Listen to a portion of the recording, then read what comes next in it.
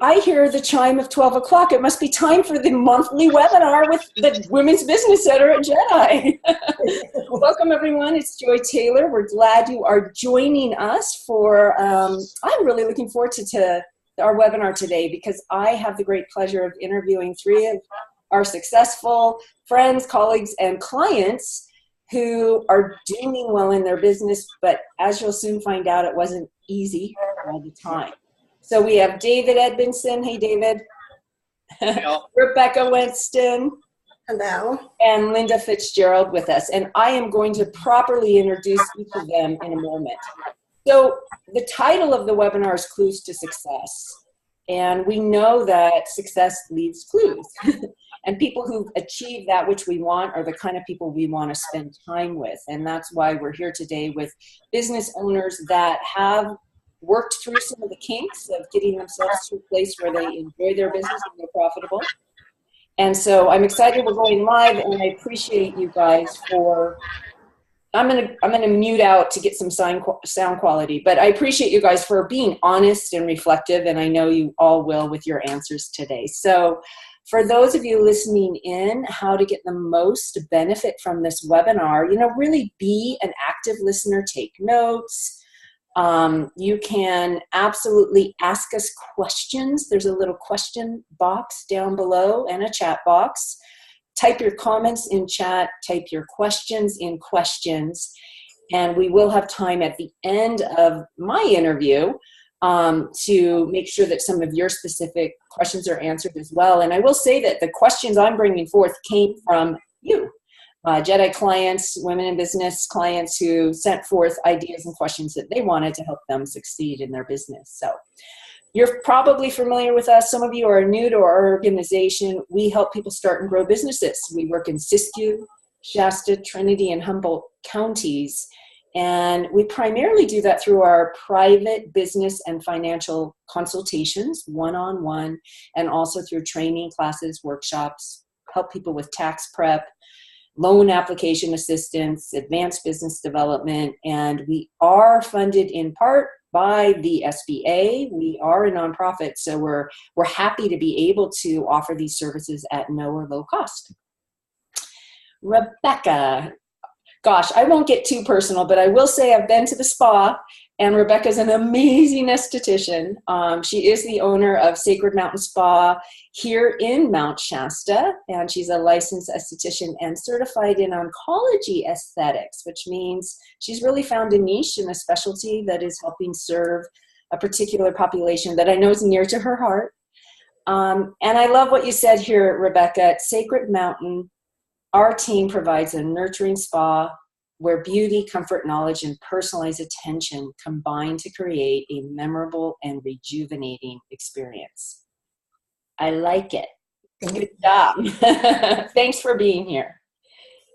And our second guest is Linda Fitzgerald, who is a certified high-performance coach, trainer, and speaker.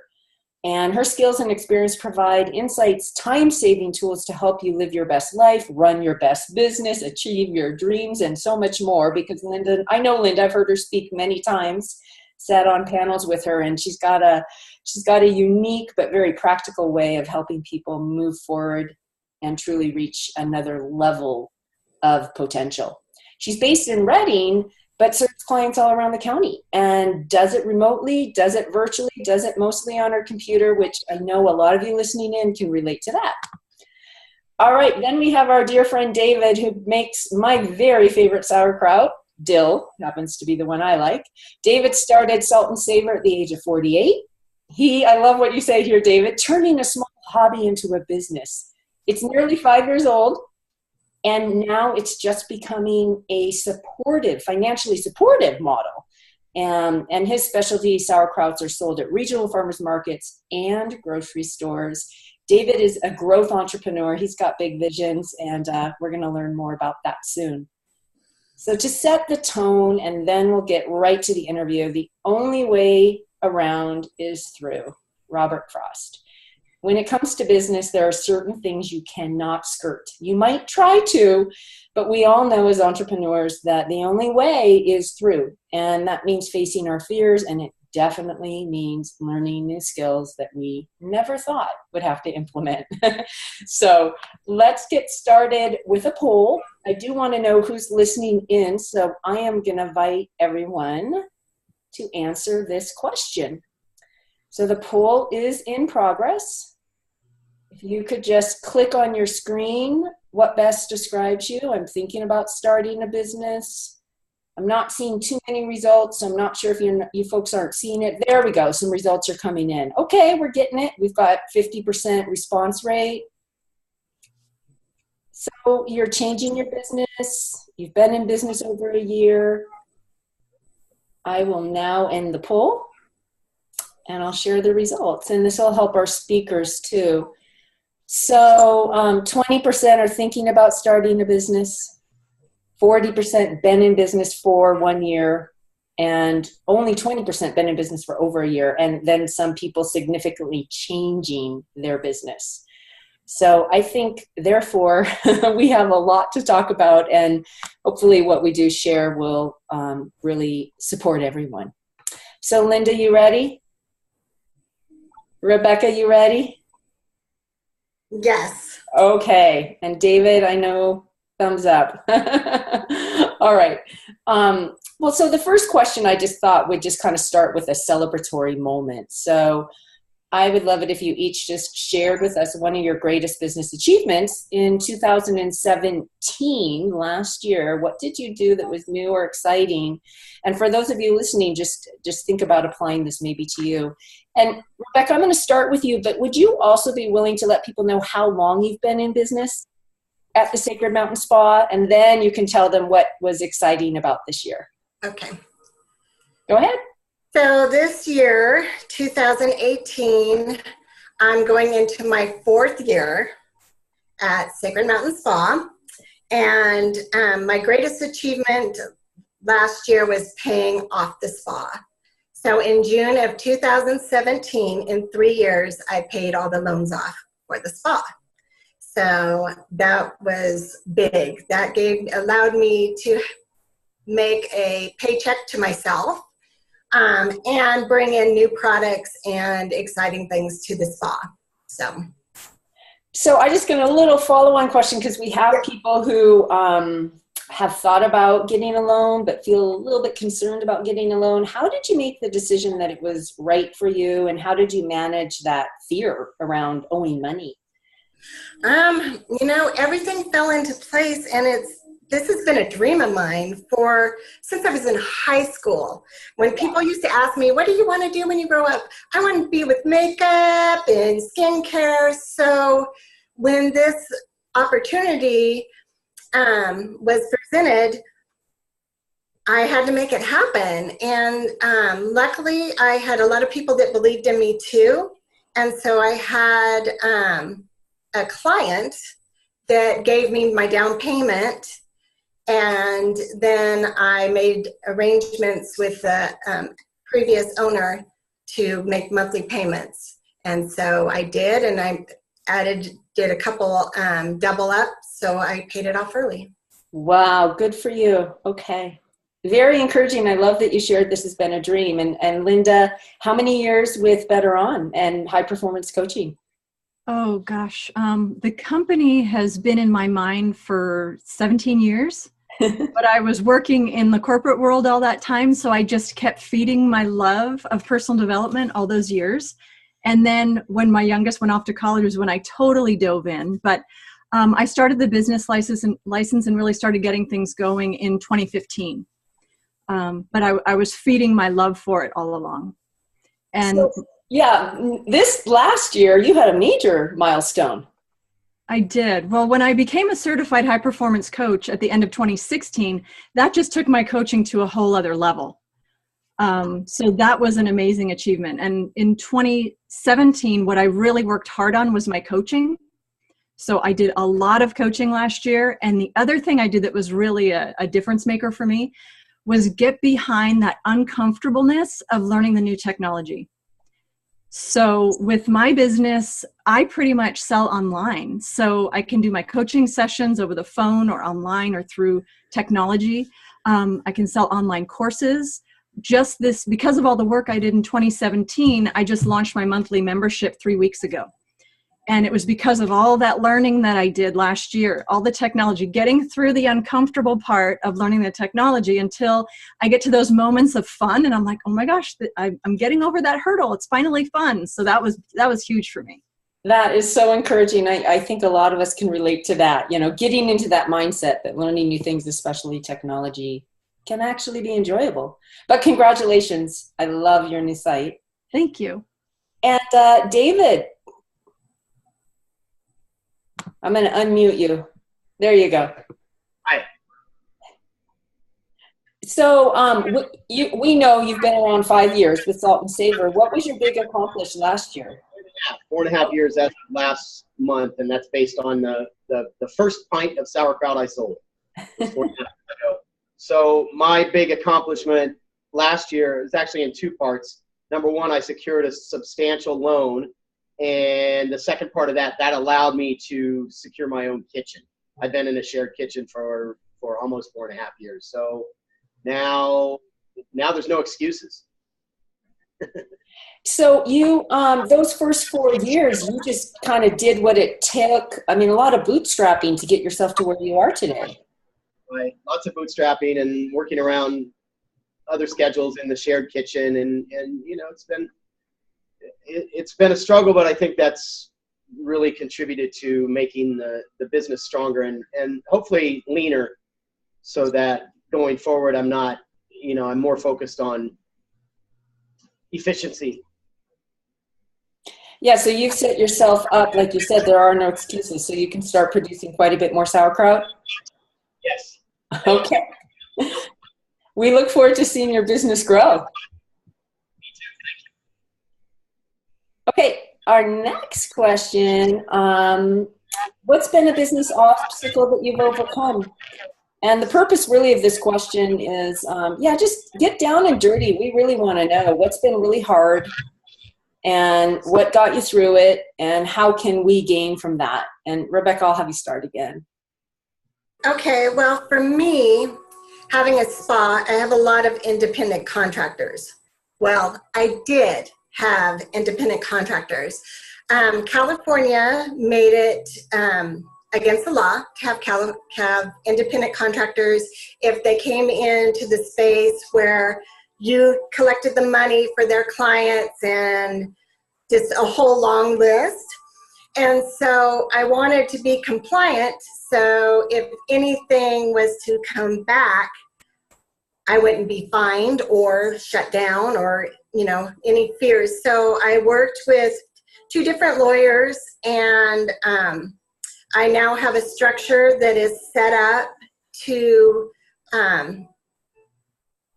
secure my independent contractor, my massage therapist, and hair and nail techniques. They actually are able to rent the space. So if EDD comes in, I'm in compliance with all the laws. So if I ever got audited, it's all done. So that was a big obstacle, because every time I turned around, there was something different. Oh, nope, that won't work. And I just really wanted to have a peace of mind that if I was ever audited, that everything's above board and where it should be. So that was big. That was really big, very commendable. Appreciate you sharing that. And I know that, it took extra money hiring attorneys. It took a lot of your time. Why did you just know that was the right thing to do? And how did you even create time to get it done? Well, I had to get it done. I mean, it's one of those things when you're in business and everything falls on your shoulders, you have to make time. And so I just worked with the law, and then I did a corporate lawyer, which she helped me become an LLC, but that really didn't help my problem with the other. So then I had to go to a labor lawyer that worked with EDD to be compliant with the other issues. So. And so, this is something people face all the time, that choice. Do I make the shift from independent contractors to actually having employees? And I just want to raise my hand here at the WBC at JEDI, and we'd love to work with you to help you understand the benefits, and not, because some people do it not for compliance as much as it just makes sense to actually have employees. And they're not all employees. I have 5 employees, and then I have 14 that actually rent space. So they do an hourly rent. Perfect. Wow. Well, congratulations. That's a great example. Linda. Yes. Obstacle. Yeah. Yeah. The obstacle for me, and it kind of caught me by surprise, because when I became a certified high performance coach, I kind of narrowed in on that product, and one-to-one coaching at that level. I mean, for me, it was a game changer. But when I would talk with some people, just the expense of it would almost be outside of their ability to participate. So what I needed to do, and I was really, and am really into making sure my local community benefits. Initially, when I started my company, I thought, oh, this is kind of expensive. I can make money in other places and then spend it locally. But the more I thought about it, the more I realized I want the local community to benefit from all the knowledge I have. So what I did was create additional products. Create the ability for people to sign up for different types of coaching that isn't necessarily high performance coaching, that has a smaller price tag and less sessions. And also creating the membership site really brought the cost down because I'm serving a group instead. And what that does is it just opens the door to so many more people, because coaching for me, I love it for me and I see the value for people. I needed to find a way that I could open the door to more people, and that was offering a new product. Creative. Great. David. Yes. Hi. So one of my biggest challenges of late has been dealing with hiring. And I just hired my first part-time employee. And when I say part-time, I've had him work maybe 5 days in the last 2 months. So it's still, a real part-time as needed basis. I think that's going to ramp up significantly in the spring. But, that was a really scary thing for me, hiring someone, and I don't do paperwork well. So I had a lot of help from JEDI in setting up the state and the federal forms that I needed for the employee, and getting help with workman's comp insurance and so forth. So now I've got that handled, and feel confident that I can ramp up as needed. Was part of your decision making, did you run any cash flow projections, or? As far as needing to hire someone? Yeah. No, my real need was my back was giving me a lot of trouble. So it's pretty physical work here, and I was in a lot of pain, and I really had to have help. And within about the second time he worked, a couple weeks later, I thought, wow, I'm feeling better. and I've got to say, you hear a lot of negative things about the work ethic among young people, and this kid is great. My gosh, if I could have another 10 like him, if he's any indication of the work ethic, there is absolutely no trouble. Well, that's confirming. That's confirming for many. Good. All right. You guys are doing great. I really appreciate this, and I hope you listening are enjoying the tidbits of knowledge. So this is the big one, and this came in from a lot of people asking, what's working? Like, how are you doing your marketing? How are you selling more? How are people finding you? So let's do another round robin, starting with you, Rebecca, and talk a little bit about marketing. What works? Well, we do a monthly email. So we put just different information, whether it's about massage or different skincare, but we do a monthly email, and then we do weekly Instagram and Facebook posts. And sometimes we'll do twice a week, but at least once a week.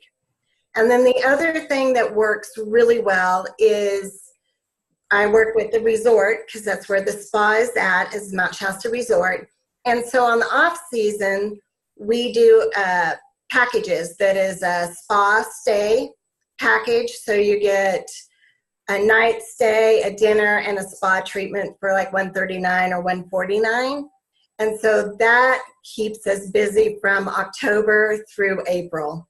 So that's been a really great way. We get people, girls' weekends from Oregon, Redding, Nevada. People will decide to just meet here because it's halfway in between. Or we've even had locals come and do girls' getaway right here in town. So it's really been very successful for us.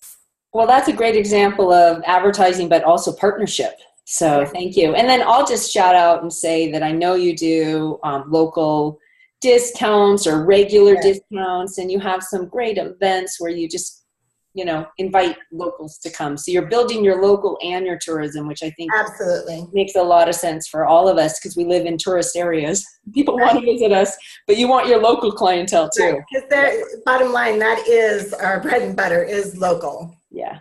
All right. Shop local. Linda. Yeah. For me, I do a lot of meeting people in person. So it can be at conferences, it can be at trainings. I'm a trainer for Shasta College Community Education, which is educating the adults in the community for short classes. I've been a speaker at different events. So it's really getting myself out there, because a lot of when I coach and when I work with people, it's really all about me. I mean, if they don't connect with me, meet me in person or meet me so that they can see something live from me, it's hard for them to connect. So that's my primary way. I do Facebook Live videos, and I do some posting on Facebook. This year, I'll start doing more intentional marketing in Facebook. And Linda, you talk about doing live events, and I've seen you a lot in Redding, which is awesome. But I know you also travel out of the area and meet people, and you do some online events as well, correct? Well, yeah, I have different things that I will do. Like in the future, I have some webinars that I'll be setting up. I go to conferences. And the great thing about if you can go to a conference that's based in your industry, it's really wonderful because the people are showing up and they've already self-filtered. So you already know that they care about what you care about. So a conference in your industry is amazing for exposure. Beautiful. Thank you. And I know a lot of people who are in your industry, and we have a lot of clients who are looking to grow outside of the area. And so what's a real low expense way to just expand the reach a little bit from our region, do you think? Well, just Facebook Live videos. I mean, people really want to get to know you as you. And when people can be very genuine, and my advice to people doing Facebook Live is keep your videos short. If I'm looking at Facebook and I see a video that's 7, 8, 9 minutes, I won't watch it. But for me, I try to keep mine to about 3 minutes and offer some really great value and then exit. Perfect. All right, David, you're up. Well, so far, I have been able to do marketing through, primarily direct sales at farmers markets and festivals, and that in turn tends to drive those customers become regulars, and that drives them into the local grocery stores. I'm at the point now where I can't really do any more farmers markets. I can't do any more direct sales. So, and my production capacity is much higher now. So I need to start marketing and doing more business to business sales, either, to regional grocery stores or distributors. And I'm at a little bit of a loss with that. I've recently found a consultant, and I'm going to start working with her coming up next month. So looking forward to that. I've done some social media. I was pretty active on Facebook, and I'm still pretty active on Instagram, but I'm not great at those, and I need some help. So I think I found some help, and moving forward with that. Well, it's really commendable just you're going out and doing the one-on-one or the in front of your audience at farmers market. It really built a lot of exposure and a lot of loyal customers for you. Do you have any kind of well, let me ask you this. How often do you hear people say, my friend told me to buy your sauerkraut? Is there a lot of... Yeah, I hear that a lot. Yeah. actually, there was just a recent Instagram post where someone made this beautiful Reuben sandwich and using my sauerkraut, and it turned out he was in Hawaii, and I had to message him, how the heck did you get my kraut in Hawaii? Well, he had a chef friend who buys it from me in Sacramento that mailed him some. So, you know, it does spread out. You know, social media helps, but you know, I need to expand from there. You are really speaking to something that's so important. I want to just emphasize. It's like when we have a really good product or service, it will grow word of mouth. And when I work with so many of the clients, we find once they start tracking how people hear about their product or service, inevitably word of mouth is one of the greatest ways. So encouraging that kind of sharing is always good. But of course, it all starts and stems from having a great product or service, which, well, anyway, I already told everyone how much I love your kraut, David. Okay, here's another question that came in from our listeners. How do you manage your money and accounting? So this was a question sent in before the webinar, but you know, that's probably one of the biggest challenges some of our creative entrepreneurs face is, oh gosh, now I got to do this. So, Rebecca? Yeah, and that was because, you know, everything has changed. It's not all paper doing bookwork, it's doing QuickBooks and Excel, and I knew zero. So I spent many hours at JEDI with Padge learning Excel and learning QuickBooks to be able to do my own payroll and, you know, quarterly taxes and all of that fun stuff that you have to do. But now I can do it. Now I know how to do it. And so it's been really worth it. And do you have a discipline about when you get it done? I do it every week. Monday is my day at home to do my daily deposits and payroll and bills and everything. So once a week, I'm on top of it. That's pretty commendable too, and a great model, just to have a scheduled time. Yeah. Are we listening? This is best practices. Success leaves clues. Linda. For me, right when I started my business, I made sure to get separate business accounts. I've heard of some people trying to do a personal account with a business. It's just not easy. So for me, right away got my business checking account, business debit card, business credit card. And that keeps everything very clean. And then you link those accounts up to QuickBooks Online, and then the transactions are delivered over automatically. So it's so simple for me to go onto QuickBooks Online and update things. Just the transactions are in there. When it comes to people making a purchase, there's a couple different ways that they can work with me. They can pay me through PayPal. They can pay me through working on my, from my website. There's actually the ability to pay right there. And then that handles the transactions directly to my account. So really, if you took QuickBooks away from me, I'd be really frustrated because it does a lot of the hard stuff for me. And so as many of you know, we help people with QuickBooks at JEDI, but Linda, I know a lot of this you did self-study, and that's available as well. Some right. Tutorials and videos. Mm-hmm. All right. David. Yeah, well, I'm with Rebecca. I spent hours and hours with Padge learning QuickBooks. I took it another step. I actually went to the local community college and also took an accounting class. I wanted to kind of understand the background behind it. I knew nothing about accounting or bookkeeping. I really urge you to get on some kind of accounting software as quickly as you can once you start a business. Another thing that I found last year that has been a tremendous help with just cash flow management is a system called Profit First. There's a book. The author's name is Mike Michalowicz. It's M-I-C-H-A-L. You know, it's A-L-O. One of those Polish names that's kind of hard to spell. Mike Michalowicz, Profit First. And his system, you have multiple bank accounts. Your business bank account is divided into, I think I have 7 or 8 bank accounts. And one is for revenues. I deposit all into one bank account. And then I move that money into operating expenses, materials, tax account, a profit account. And it really helps manage things quickly and easily. And you can open up your bank account and get a real quick look at where you are, and it's just been a big help. I could see how that could really help with just budgeting. You know, it's like you only have this much in that account and it's for X, Y, and Z. And so, yeah. All right. Next question, just because we've got, I think, 2 or 3 more that came in before the webinar. Okay. All of you are graduates of It's Your Business. And I know that you all kind of took it at the beginning, like right before you were starting your business or at an early age. We're about to launch another It's Your Business at the end of the month. We do them usually 3 times a year. So how, you know, for people thinking about taking that course, you know, how did it benefit you and would you recommend it? And you can be as specific as you want. So Rebecca? I would recommend it. I thought it was great. I learned about branding my business, which I'd never even thought about that. And also marketing and networking. That was really good. That encouraged me to join Women in Business in Mount Shasta, and that has helped a lot with my business. It's brought a lot of clientele locally.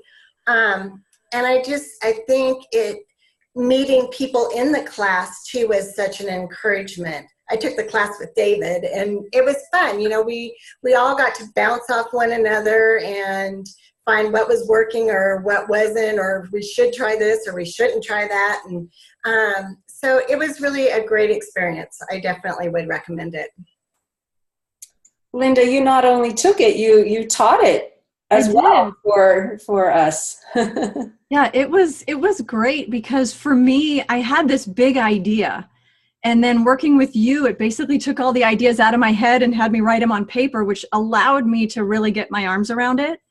And it taught me topics it would never have occurred to me, you know. So that was amazingly helpful. And yesterday I went through and pulled out my binder and looked through some of the things, and I was just laughing at the business plan. And what really was fun for me was to look at the different product offerings you had us make. And I was looking through mine and where it said I was going to be in 5 years. And the product offerings, now I'm able to look at those and say, oh, tried that. That didn't work. Oh, that one was worked. Oh, these 2 are running beautifully now. So, and that was all ideas I had 3+ years ago. So I think the class is great. Thanks. Great. David. Yeah, so I had started the business about 6 months before I took the class, and in a big general sense, it was good for me to start looking at the business as a business rather than as a, you know, I was kind of treating it more like a weekly sales job going to the farmer's market. And it got me to sit down and focus on where I was going to take this as a business. So I would highly recommend it. You and Linda both kind of spoke to something that I would so agree is one of the biggest benefits is we don't know what we don't know. And it's that transition from, you know, the sales job at the farmer's market to, oh, I can do a little market research and I can develop I've mentioned it before, but a cash flow projection and, you know, just get in touch with some of the legal aspects of a business that we don't always think about. And Rebecca, yeah, it is amazing. I'm going to chime in here because I've taken the class 10 times or more because I teach it, you know, and I always say every time I teach it, I take it because I'm also an entrepreneur, and it's just fun to review and go back and get feedback from other people. And I think that's one of the great benefits. And hopefully this webinar feels a little bit like that for those of you listening. I hope you feel the community here. All right, you guys, here's a exciting question that I think a lot of people will appreciate your feedback. What is your greatest tool to keep yourself grounded and inspired to maintain your vision? And Rebecca, I know you said early on that this has always been your dream. Since a little girl, you had a dream and therefore probably a vision. So maybe it's easy for you to keep it alive, but times are sometimes hard. How do you stay grounded? You know, I feel it is really easy for me because I do love what I do so much. So it doesn't really feel like a job. Staying grounded, I just stay focused on what I'm all about and what I'm here to do. And being able to, I get to love on people all day. What a better thing. There isn't. So it's very easy to stay motivated and to keep my vision of what I want, because it's all around me. With the people I have here, that's a big thing, having the right staff, and I couldn't ask for better staff than what I have. So beautiful. Yeah. Linda. Well, for me, I guess it's having been to some of these events that I've gone to, like High Performance Academy, Experts Academy, I've made some tremendous friendships with people that are in the same industry as me. And we aren't competitors with each other because we do things slightly different, but I have an amazing, what I call, team that I work with. And there are other coaches that have coached me. And just to have a person coaching in your life who knows the path that you want to take, can help point you that way and push you when you need it, has been amazing for me. I found that I work at home alone most of the time. If I'm not in an event, I'm often home alone. So I've created, and I encourage my entrepreneur friends working from home to create virtual coworkers. Have people that might not be in your own town, but people that you can regularly get in touch with. I have one person I talk with 3 times a week, another one I talk with once a month, another one I talk with twice a week. So it's having these people that you're going to on a regular basis that are checking up and checking in to make sure that things are moving along and lift me up when I need it, and I do the same for them. Great advice. Love it. David. Well, I think I have to take some of Linda's advice there, because I have to tell you, there's a lot of lonely time here. I spend hours and hours by myself sometimes, and it can kind of grind on you. I think what I do is try to soak up any little accolades I get from customers, and that's very rewarding. But I think it's also important to stop and periodically and look back on where you were 6 months ago, where you were a year ago, and kind of looking at what the goals were then. And because you can also get looking forward constantly, you can get kind of lost in the idea of not being where you think you need to be and not being anywhere close to your goal, because the more you look ahead, the bigger your goals are, and it can look like a mountain. So it's important to look back and see how far you've come periodically. And I really like the idea from Linda about connecting with virtual coworkers or virtual colleagues. Well, we're glad you're connecting with us today. You're all mentioning, a couple times you've talked about reaching goals. And so I'm going to ask the question and about goal setting, how often you do it, if it's formal, do you keep your goals in sight, do you have them in a notebook, are they in your mind? In what way does goal setting play a role in your business? And while you guys are thinking about that question, I want to encourage our listeners to, in the Q&A box, to type a question. I'm also looking at chat, and I want to thank those of you who are chatting. And some people are sharing their successes, making their first sales in 2017. Some other challenges, doing sales and standing too much. So not just you, David has a bad back. But please put a question in the box if you'd like to, and then I'll just ask the three of you to answer that question about what role does goal setting play in your business success. So you can start, Rebecca. Oh, okay. Sorry. Well, when I first took over the business, my goal was to be 25% up the first year, and I achieved that.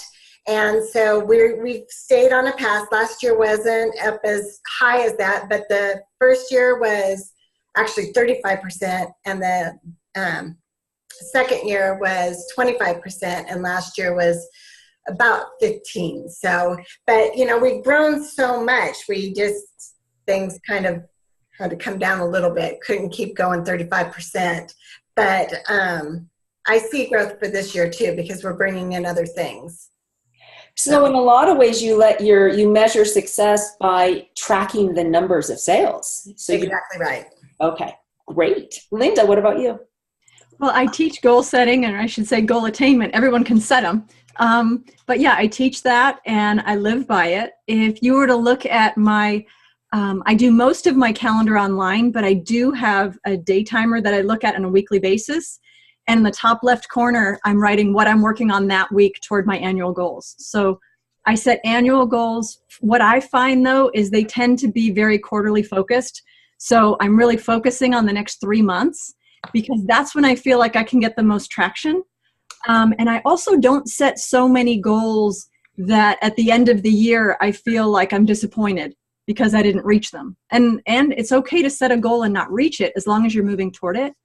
So I really talk with people about measuring the progress and celebrating the progress so that they don't get frustrated as they're moving along. Because like David said a minute ago, it can feel like this mountain in front of you, but if you stop and you celebrate every once in a while and remind yourself that the journey is supposed to be part of the fun, it makes those goals a little easier to attain. Perfect. David. Oh, I am awful with goal setting. I think everything's just kind of in my head, and I'm very scattered with it. Maybe that should be that alone should be motivation for the people watching. If I can do it and hang in there, then if anybody's capable of actually focusing on a written goal, then you'll probably do much better than I. But I am very focused on the numbers. So like Rebecca, I've had very steady growth through revenue growth. So that I'm constantly aware of and constantly focused on. But I need to do a lot better with getting more specific in my goals. Well, it looks like we lost David for a moment, but oh, there he is. David, I know that you had a goal to get your own kitchen space and you now have it. And whether you wrote it down or not, you definitely had that goal. But it's all in my head and it's all just kind of scattered, All right. Well, that's great. Sounds like a good challenge to write a few of them down. But I think, David, maybe I'll take a second to ask you a little bit about your crowdfunding campaign, because you actually went through that process of getting money through Kiva. And in that, you set forth some of your business goals for people to fund you. So in a sense, you had some goals and accountability and people to pay back to. Tell us a little bit about how that worked for you. What are you looking for specifically? How was the Kiva experience? People are always interested in crowdfunding, so it's a form of crowdfunding. Are you there? With phone calls, etc. Yeah, the crowdfunding was a whole lot of fun, and I'm on my second Kiva loan. I don't know if anyone is familiar with Kiva, and crowdfunding is, it's essentially you get to put your story online and then people can volunteer to help fund your business. And there are some crowdfunding sites where you pay back with whatever your service or product is. So if someone gives you, say, $100, I could pay them back by giving them 8 jars of sauerkraut down the road. Well, the Kiva loan was different in that it is just a straight loan. I pay back in cash every month, and it was a 0 interest loan. So that was a big help early on. The first Kiva loan was for $5,000, and it went towards equipment, and I paid that off in the 2 years. And then Kiva allows you to pick up a second loan for $10,000, and that's payable back over 3 years. And I'm halfway through paying that back, but that allowed me to get new equipment and expand the business that way.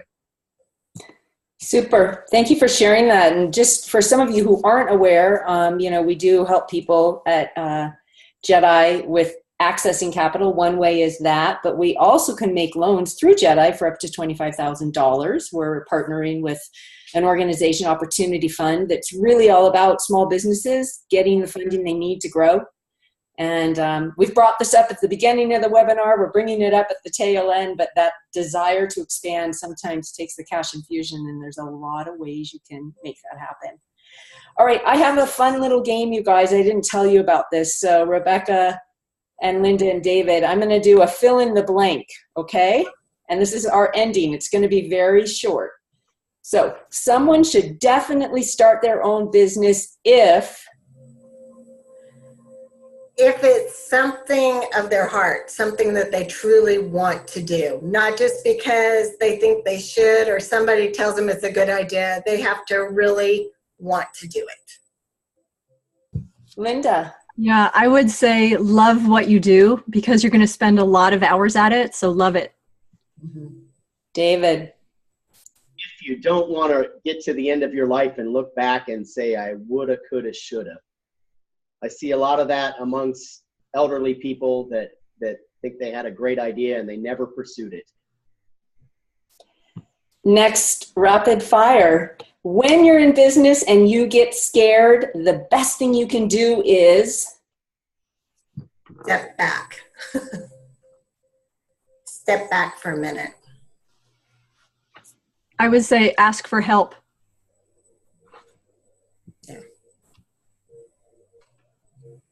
David?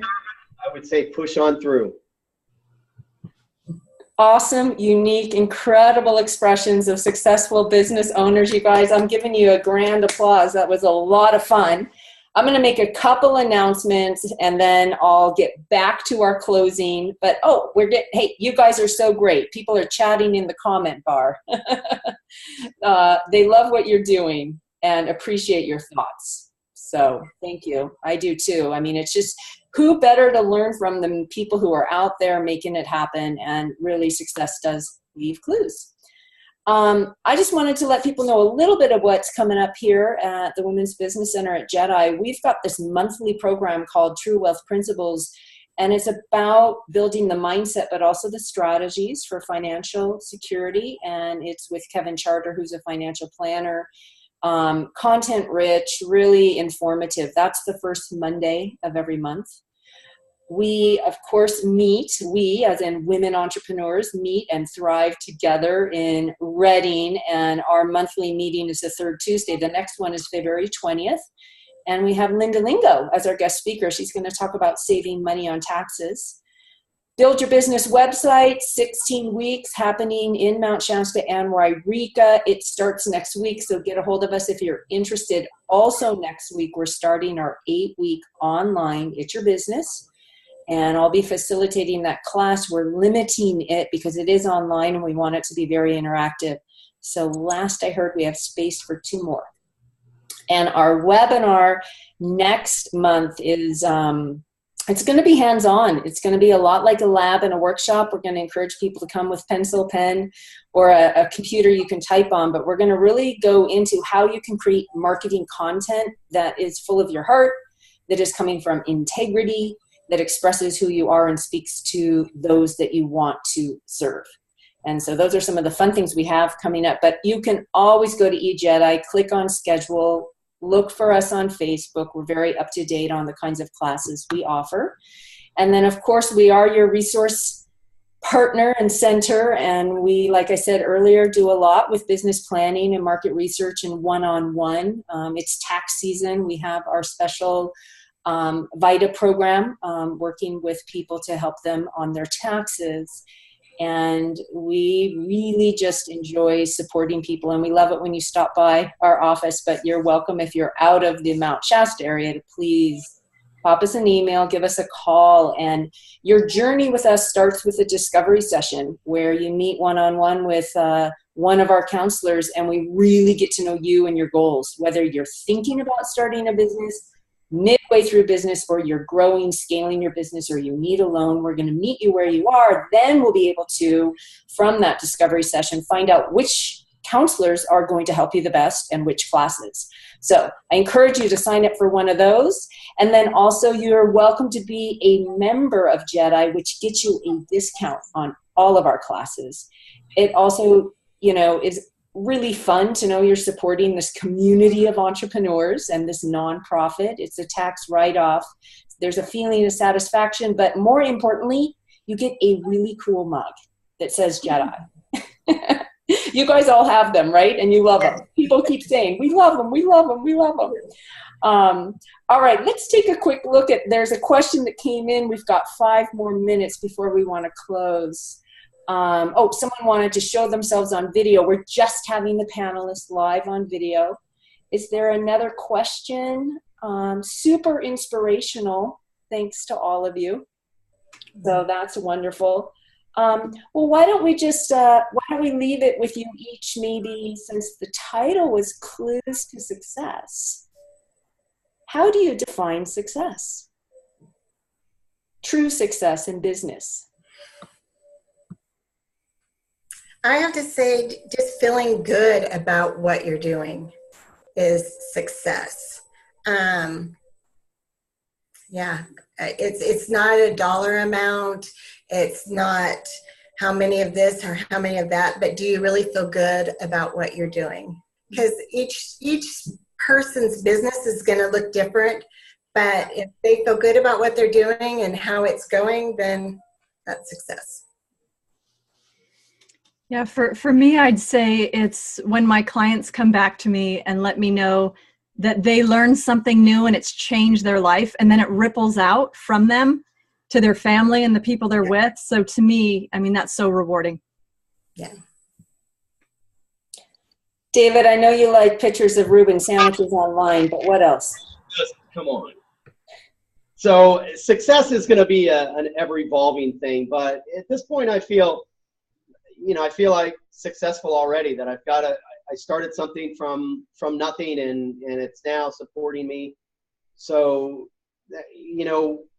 those of us who have started businesses that are contemplating starting businesses, I think we're like the 1%. You remember when everybody came up with this anti-1% thing a few years ago based on the ultra wealthy? Well, I think of those of us who are chasing, this is the real American dream, starting your own business and getting going. We're the 1%ers. Most people are way too afraid to ever do it. And here we are getting started and making it happen. And that's success right there. Wow. Well, thank you. Thank you, all of you. Thank you, Rebecca, Linda, David. So Sacred Mountain Spa. Linda, we find you at Better On. GetYourBetterOn.com. GetYourBetterOn.com. And David is Salt and Savor. I know we can just Google you all and you'll come right up, right, on the search engine. And David, you're in a lot of local grocery stores, so encourage people to try your sauerkraut. Say it again. In the refrigerated section of the grocery store. That's right, because it's live and fermented. All right, well, I'm going to close out. We want your feedback. These webinar series and the webinars are getting really popular and people are seeming to enjoy them. We're trying some new things with interviews, but what I want to know is what's going to serve you, our audience, our clients, what topics would be best for you. So I'm going to run a couple polls here. I'm going to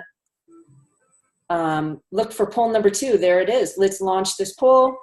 Was this webinar helpful for growing your business? If you can give us an answer, I'm going to do this pretty quickly. So you just click on your computer screen. And this is all anonymous, by the way. So, all right, I wanted to encourage people to do this. Okay, good enough. And then poll number 3. How would you rate the presentation, considering we're just a bunch of people having a conversation? Okay, you guys, we're getting 100% people saying great. Well, I'm glad you enjoyed it, so thank you. We appreciate that. And poll number 4, which topics would interest you for future webinars? So we'll take a little moment. You can read those and participate. You can choose more than one. Coming soon to a women's business center near you.